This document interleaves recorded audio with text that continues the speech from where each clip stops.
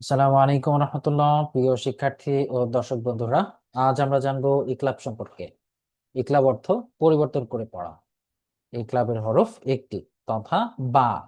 বা নুন সাকিন বা তানভিনের বামে ইকলাবের হরফ বা আসলে, নুন সাকিন বা তানভিনের বামে যদি ইকলাবের হরফ বা আসে, তখন উক্ত নুন সাকিন বা তানভিনকে গুণনার সহিত মিম দ্বারা পরিবর্তন করে পড়তে হয়।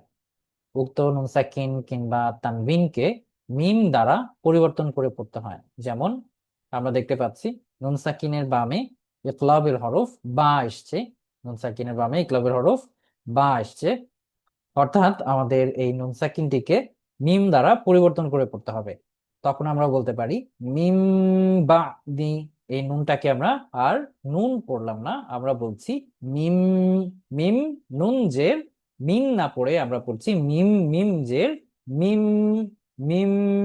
ঠিক আছে, তাহলে আমরা বলতে পারি মিম বা দি। একই রকম ভাবে আমরা যদি পরবর্তী শব্দে যাই, এখানে আমরা দেখতে পাচ্ছি তানভিনের বামে বা এসছে।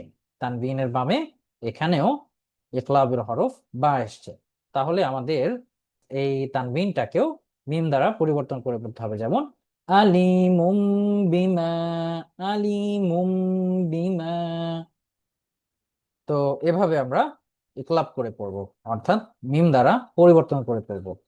কোরআনে কারিমের বিভিন্ন স্থানে ইকলাবের কায়দা আছে। আমরা অত্যন্ত সাবধানতার সঙ্গে সুন্দরভাবে তেলাওয়াত করার চেষ্টা করবো ইনশাআল্লাহ। আসসালামু আলাইকুম ওয়া রাহমাতুল্লাহ।